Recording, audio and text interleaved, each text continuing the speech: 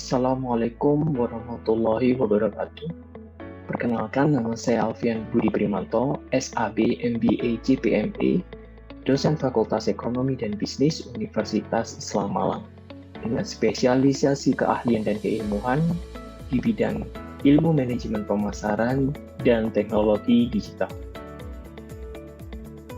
Pembukaan dalam video ini dibuat dalam rangka pemenuhan pernyataan diri dalam unjuk kerja Tridharma Perguruan Tinggi atau yang biasa dikenal dengan PPD UKT PT Subbidang Pengajaran dengan pemilihan mata kuliah Digital Marketing. Sebelum memasuki video pengajaran kelas yang diminta, ada baiknya dijelaskan terlebih dahulu mengenai proses delivery, interaction, dan assessment atau DIA dalam mata kuliah ini. Untuk aspek delivery dalam mata kuliah ini disampaikan dalam bentuk kombinasi pembelajaran sinkronus dan asinkronus yang dilakukan secara daring seiring dengan kebijakan PPKM dampak pandemi COVID-19. Adapun buku utama pada mata kuliah ini adalah Marketing 4.0 karangan Philip Kotler, Hermawan Kartajaya, dan Iwan Setiawan, serta E-Marketing terbitan 2012, karangan Jody Strauss dan Ross dan jurnal-jurnal pendukungnya. Interaksi kelas dilakukan melalui aplikasi Zoom, Google Classroom, dan WhatsApp. Adapun assessment dalam mata kuliah ini dilakukan dengan kombinasi penilaian pada aspek ujian, kuis, dan proyek akhir iklan pada Facebook mengikuti target capaian mata kuliah, yaitu mahasiswa diharapkan mampu untuk memahami kerangka dasar atau konseptual digital marketing beserta metrik-metrik pendukungnya, serta mampu mengidentifikasi permasalahan digital marketing dengan memberikan solusi baik berupa gagasan ataupun desain alternatif yang disusun secara logis, kritis, sistematis, praktis, dan inovatif dengan penguasaan teknologi digital marketing yang relevan dalam membentuk semangat wirausahaan. Oke ya, saya izin merekord ya. Jadi nanti misalkan ada teman-teman yang masih belum masuk, belum saya admit, tolong nanti dikabari ya, langsung di speaker aja, Pak ini ada yang baru masuk tapi enggak yang namanya enggak di admit karena saya kan juga fokus yang namanya buka slide dan buka yang namanya materi. Jadi kalau teman-teman lihat di sini ya, ya kita sudah melalui nggak kerasa ya, kita udah melalui beberapa session mulai dari yang awal sampai yang namanya kita ngadakan digital series, Mas Taufik, Mas Arif ya. Jadi relawan juga untuk mengundang praktisi dan membagi share-nya atau tips-tipsnya terkait dengan yang namanya materi-materi yang ada di silabus yang kita miliki. Ya, jadi nggak cuma yang namanya kalian belajar dari dosen, tapi juga ada yang namanya insight itu, dan itu di-record dan semuanya ada di Google Classroom masing-masing. Oke, nah sekarang suka nggak suka, sekarang tiba saatnya kalian sudah mempraktekkan yang namanya case yang tadi itu, yang kemarin kita sudah pelajari, dan sekarang kita praktekin. Itu ya, jadi sekarang ingat-ingat dulu yang namanya ini. Ini banyak teorinya macam-macam ya, teman-teman silakan dicek di yang namanya Google Classroom-nya. Teori kayak gini ini macam-macam. Semakin kalian yang namanya belajar yang namanya digital channel atau apapun itu, semakin kalian tahu digital funnel ini macam-macam. Yang di Soijo itu berapa rumusnya? Yang di Soijo 3T. Yang kita pelajari 5A. Ini pakai AIDA. Yang satunya beda lagi. Jadi teori itu banyak. Sekarang tinggal yang namanya mana yang cocok dengan kita. Pada dasarnya mirip-mirip. Cuman yang buat itu beda-beda. Ya. Jadi kayak gitu teman-teman ya. Nah, kemudian gimana? Apakah saya harus belajar AIDA? Ini namanya AIDA. AIDA itu apa? Awareness, interest, desire, action, atau pakai yang ini boleh. Exposure, discovery, terserah kalian deh. Tapi kalau yang saya pakai kan yang ini. Kenapa? Ya, karena saya adalah yang namanya didikannya CPMA itu waktu itu belajarnya juga ilmu. Jadi gimana? Mulai dari aware sampai yang namanya advocate. Ya ini ingat-ingat ya. Jadi inilah funnel yang akan kita lakukan. Ya, jadi mulai dari aware sampai yang namanya advocate. Aware itu berarti ngapain? Ngasih iklan. kamu nanti buat post, buat yang namanya FB Ads, buat yang namanya fanpage. Jadi aware, appeal, advocate, dan yang namanya 5A atau yang kita sering singkat dengan 5A. Kalau kamu masuk ke industri boleh jadi ya beda-beda tergantung perusahaan. Tapi kita pahami flow-nya aja. Ya. Nah, kalau kamu lihat ini pernah lihat ini kan? Pernah saya jelasin kan? Yakin saya pernah. Ya, cuman kalian lupa. Apa ini maksudnya? Ini adalah digital matrix. Ya, maksudnya apa digital matrix itu? Idealnya bentuknya seperti ini. Ya. Idealnya bentuknya seperti apa? Gaji kuku. Ya, idealnya. Ya, jadi yang kena paparan post kamu atau iklan kamu impresinya tinggi, kemudian kan kena nih scroll ada iklan kamu nih. Nah, kemudian dia klik nggak nih? Kan makin dikit. Kemudian dia tanya nggak nih? Masuk ke WhatsApp nggak nih? Kemudian dia beli nggak, purchase nggak, atau dia ngasih yang namanya advocate nggak, ngasih rating kan, ngasih yang namanya penjelasan apa namanya review yang positif nggak ke yang namanya si sellernya tadi. Idealnya seperti itu, betul ya? Saya ya, idealnya seperti itu. Tapi realitanya kan ya nggak selalu kayak gitu. Ya, kalau kamu lihat realitanya di mana ini? Ya, realitanya ternyata apa? Bisa jadi bentuknya doorknob, ya, jadi kayak bentuk pintu itu. Nah, doorknob itu maksudnya ya gagang pintu itu loh ya. Jadi gimana? Bener ini turun, ini bener nah apa namanya naik, ini turun, terus ini naik, tapi dia kurang affinity-nya, jadi nggak di-advocate. Salahnya siapa, Pak? Nggak salah siapa-siapa. Kamu pernah nggak beli produk yang nggak pernah kamu review atau nggak pernah kamu kasih bintang atau bahkan nggak pernah kamu rekomendasikan ke yang lain? Pernah nggak? Sering. Sampo, Lifebuoy atau sabun misalkan. Kan jarang kalian kemudian menjadi yang namanya kayak gitu. Makanya dia turun. Sehingga gimana nih kita supaya naikin? Penting nggak bagi perusahaan itu untuk naikin yang namanya affinity-nya? Itu loh menjadi masalah. Yang kedua adalah bentuk apa? Trompet. Turun, bener kayak gini tapi turunnya di sini. Ya bener sampai sini tapi turunnya di mana? Ini apa tadi? Itu artinya apa? Action artinya apa? Purchase. Berarti bener ini bagus tapi nggak beli. Nah, ini kan jadi ada masalah. Masalahnya di mana? Bisa jadi dia kurang promo atau bisa jadi yang namanya copywriting-nya kurang gitu. Ya sehingga di mana? Ubahlah yang namanya itu. Ya, jadi kita perlu yang namanya increase komitmen. Nah, caranya gimana?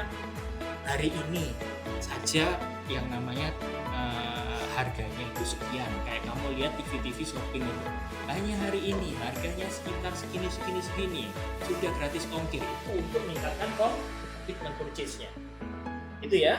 Nah, yang berikutnya adalah apa? Yang berikutnya adalah funnel ya. Funnel ini gimana?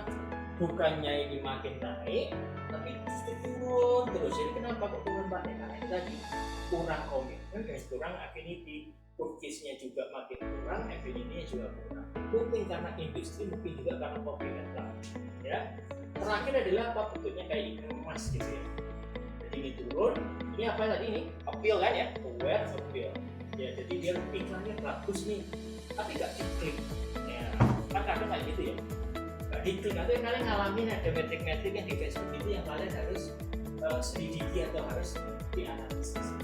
Jadi kemudian gimana?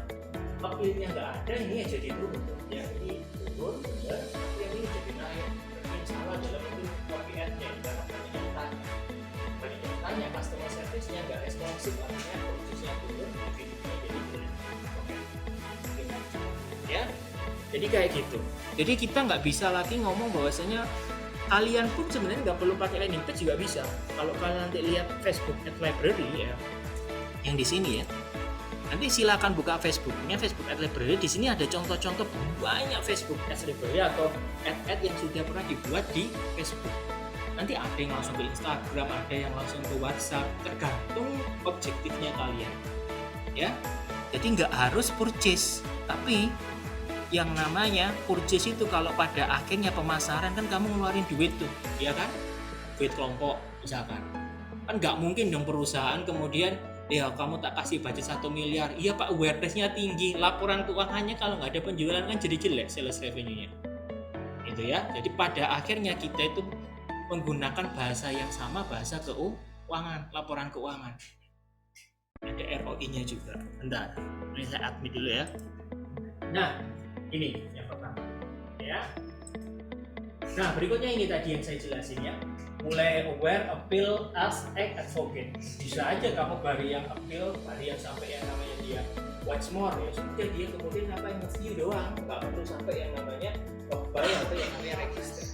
Tergantung yang namanya projectnya atau tergantung yang namanya marketing objektifnya. Ini yang di Facebook ya. Tadi mau brand awareness, mau ngincar reach, ya traffic, engagement atau instalasi app atau video views-nya atau conversion-nya atau cuman yang namanya apa tuh traffic ya. Terserah, itu nanti ada di Facebook. Jadi setiap anak kan punya Facebook nggak kalian? Kalian generasi Facebook? Ya sama lah. Instagram kan juga punya Facebook. Pasti kan satu loginan bisa gitu. Ya, WhatsApp juga sama. Ya. Nah ini kalau kamu ikut yang mata kuliah SIM, yang buatnya dia itu telepon, ya tambah enak kan. Jadi yang balas bukan kamu gitu loh. Kenapa kok dulu waktu kamu ngelakukan SIM, saya ajak kamu untuk buat Telegram bot. Kenapa? Biar kamu nggak balesin satu-satu, yang balesin ada siapa botnya, yang tadi susun fullnya itu loh. Bisa nggak di Facebook pakai WhatsApp Pak untuk dibuat-buat? Bisa, tapi kan berbayar. Nah WhatsApp bisnisnya berbayar. Nah, Telegram kan channel kan gratis, masih gratis. Atau nanti ya. Jadi kayak gitu. Dan jangan lupa di yang kemarin itu teman-teman sudah saya tambahi satu bab baru namanya apa? Namanya tipe customer. Jadi ada cold, ada warm, ada hot. Jadi kita tuh kalau misalkan yang namanya cold itu kan ibaratnya kamu cuma scroll kan masih cold kan, nggak ada interest apa-apa, tiba-tiba ini kok menarik, itu sudah warm. Ya sudah mulai menarik tapi butuh nggak itu sudah warm. Tinggal copywriting-nya baru ke hot itu berarti sudah pernah ngeklik linknya, tapi kemudian nggak beli, itu sudah kita pegang datanya. Makanya nggak selalu purchase. Jadi kalian sekarang kelompok ya, kalian itu jangan ngincer yang namanya purchase aja. Karena ada banyak nih, biasanya cuma registrasi doang. Saya cuma ngumpulin lead aja Pak, ngumpulin nomor WhatsApp.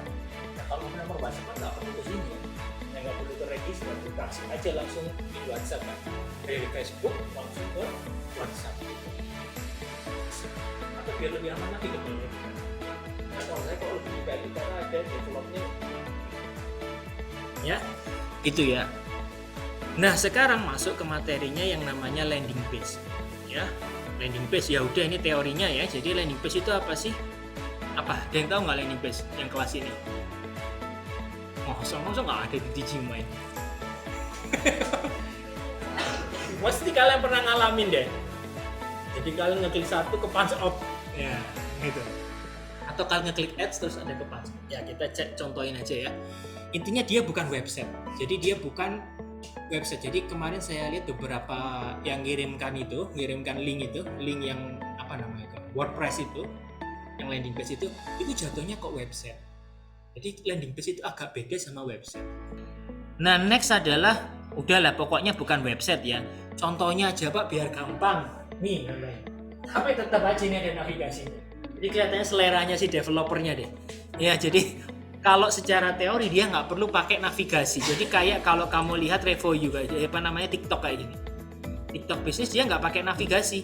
Ingat ya, kita nggak harus selalu mencari yang namanya purchase. Dia cuma apa?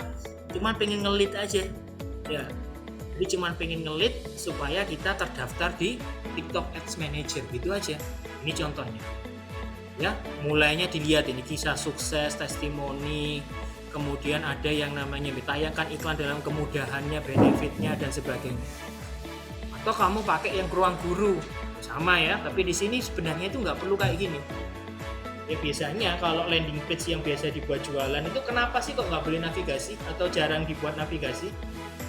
Supaya teman-teman itu nggak ke-distract. Kalian lihat ini terus ngeklik ini, akhirnya nggak jadi yang namanya call to action-nya nggak dapet gitu loh. Karena kalian malah browsing gitu loh. Jatuhnya bukan ke yang namanya objektifnya tapi malah browsing gitu. Ya. Ini kenapa kalau kamu kaitkan ke yang namanya Shopee atau yang namanya marketplace akhirnya gimana? Malah browsing juga kan, cari harga yang produk yang sama, harga yang lebih murah. ongkir yang lebih murah. Jadinya kita padahal yang bawa traffic bisa jadi dia closingnya sama yang lain. Itu kenapa butuh landing page. Sampai sini paham nggak yang di kelas ini? Yakin apa paham? Yakin ha? Nanti habis gini isinya ya. Dan kayak gini nih kamu nggak perlu buat sebenarnya. Kalau kamu sudah paham itu ya klik ini, terus diinspeksi elemen, misalkan cocok sama yang ini. Tapi tergantung ya, ada website yang di sini nggak dilindungi sehingga dia nggak bisa langsung dijual. Bisa aja misalkan kamu nggak di sini inspeksi. Tergantung misalkan layanan belajar ini ya bisa diganti, kadang bisa nanti aja itu buat website kayak ruang guru ya. Buat atasanmu butuh waktu 1 jam, tolong buatin website kayak ruang guru ini aja, ganti Avian belajar online kan bisa. Ini tinggal diganti inspeksinya, ini kalau kamu ganti kan bisa itu ya. Ini diinspeksi ya.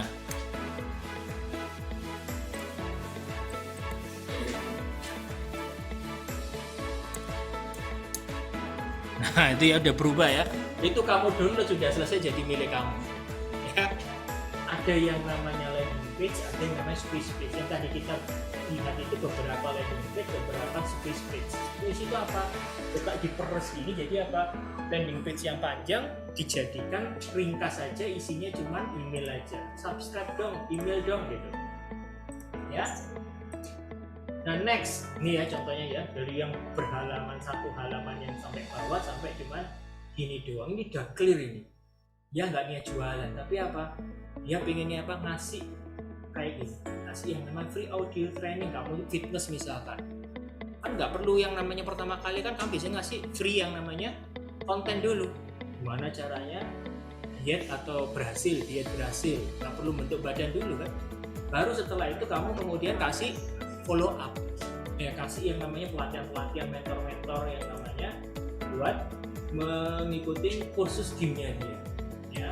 YouTube ini cuma buat etalase yang namanya dia punya expertise. Jadi ketika orang pengen yang namanya di YouTube gratis, akses konten di situ gratis. Tapi kalau mau pengembangan maka lanjutnya gimana? Ada buku. Nah gitu. Atau kalau nggak salah di Jimin itu pernah jualan gitu loh. Nanti saya kasih buku gratis gitu kalau nggak salah. Waktu itu taktik kan, taktik supaya kalian segera closing gitu. Hari ini doang ya tapi ya subscribe-nya ya gitu. Atau hari ini doang ya pendaftarannya ya, kalau besok udah berubah bukunya ya gitu. Ya, jadi gimana? Itu taktik. Kita perlu yang namanya nggak bisa langsung jualan, tapi ada yang namanya nanti atau di copywriting itu ada namanya value ladder. Ya, jadi ada yang namanya step-step customer itu harus dijual. Yang pertama itu apa? Kasih aja free content ya. Karena kita kan nggak tahu mereka pengen apa. Betul ya? Nah, yang kedua gimana? Baru kalau mereka tertarik, mereka mau agak serius, gua punya buku ini bagus, harganya berapa? Mau jadi stand up komedian, kasih free content dulu. Ya, terus mau jadi ini masuk dulu ke komunitasnya. Ada bayarnya, ada yang namanya course-nya, ada pelatihannya, ada community-nya, bisa aja di sini. Ya, pengen yang namanya lebih tinggi bisa aja ke sini. Naik terus. Jadi ada value ladder-nya. Kalau yang pendidikan biasanya gimana? Kasih semuanya gratis. Kalau dia agak serius sudah kontak, Kak saya mau belajar, nah sudah tambahin buku gratis, kasih diskon harga coret, terus kasih yang namanya video tambahan closing untuk hari ini clear. Nah terus di sininya gimana Pak? Nanti mesti ketika orang praktek itu butuh pendampingan, jual lagi di sini. Ini kan cuma course mas, pendampingan lebih lagi dong ada. Ya. Jadi kita ada value ladder-nya, jadi enggak jualan sepatu ya, kalau jualan sepatu kan di sel doang. Ini kan enggak ya. Jualan sepatu bisa nggak dibuat value ladder kayak gini? Karena kemarin yang hari Kamis itu ada yang jualan sepatu. Ya. Bisa nggak dibuat value ladder kayak gini? Atau kamu dia punya Scarlett gitu. Maksudnya Scarlett dia punya brand sendiri kan? Punya apa nih, communication-nya sendiri. Jadi yang kita bisa lakukan adalah sebagai toko adalah gimana? Nanti habis gitu. Tapi ini contohnya fans ya. Nah sekarang yang ini, catch visual. Ingat ya, kita punya kontrol yang namanya divisualisasi. Ada berapa ya? Ada 9. Kita punya kontrol di sini. Kenapa? Orang itu ingat 80% dari yang apa mereka lihat ya visual, baru mereka yang namanya baca dan mereka dengar. Nih statistiknya. Nah sekarang kita coba ke yang namanya ini. In case kamu itu jualan yang namanya apa? Sepatu fans. Oke, kamu nggak bisa kontrol yang namanya image-nya sepatu Vans. Kenapa? Karena kamu cuman reseller, ya kan? Nah, kita sekarang sebagai toko apa yang kita bisa lakukan supaya penjualan stok yang ada di sepatu Vans di tempat kita ini bisa segera laris? Yang kemarin saya bilang, ya, dikasih aja servis, servis yang kira-kira gratis atau bahkan murah di mana? Buat kayak gini, ya, tali sepatunya nggak kayak gini, buat kayak gini, atau buat yang berbeda. Ada banyak macam di YouTube dan sudah ada. Orang-orang tahu nggak? Tahu. Tapi mereka apa? Males, nggak lapar. Ya, kenapa nggak saya hadirkan aja servis ini sebagai yang namanya added value saya? Gratis, sakit kalau closing hari ini. Ini yang berikutnya. Nah Pak, itu kan ada talinya Pak. Nah sekarang kalau kita jualan nggak ada talinya Pak, kayak selopnya itu gimana? Iya ya, benar juga. Ya sudah terpaksa kita mainnya di sini, ya. Udah kita brand aja di sini, ya kan? Kasih namamu, stiker boleh, mau di model manapun boleh, yang kira-kira awet 6 bulanan atau 4 bulan. Ya kasih. Ya, jangan lupa di branding tokomu yang ini, ya. Banyak idea meskipun barangnya sama. Jadi kalian nggak harus yang namanya ngubah produk, kemudian copy ad baru lagi. Oh ya. Kan kalian bingung nih copy ad orang ada template-nya kok ya. Nanti kan ada Facebook Ad Library sudah. Facebook Ad Library itu udah ada template-nya, tinggal kamu lihat aja orang-orang lain yang sudah buat. Ya, kenapa Mas?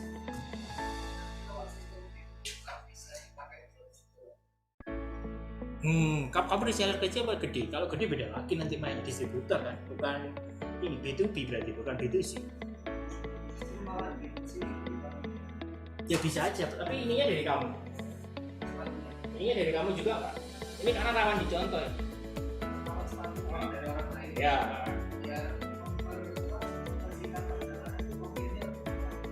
Iya benar.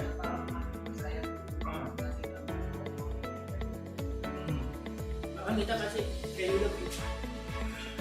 Bonus saya dulu juaran ini Mas, sarung tangan kiper. Ya saya dulu itu jualan sepatu futsal.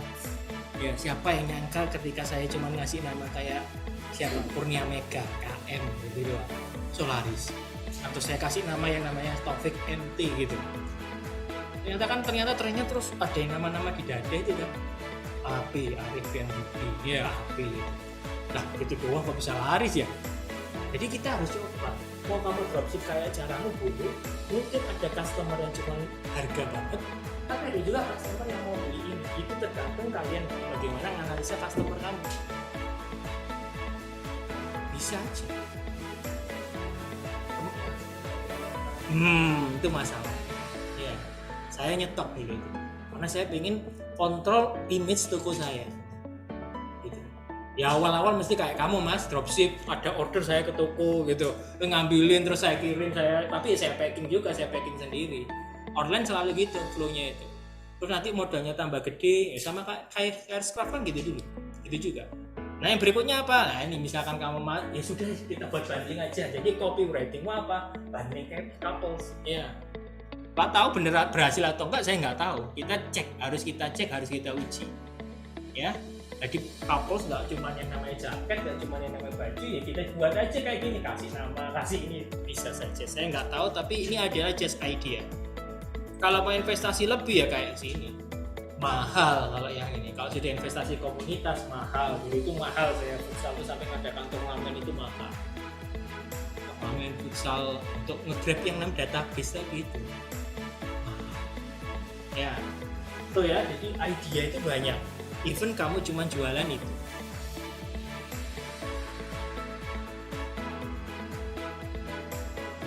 Kenapa? Rip?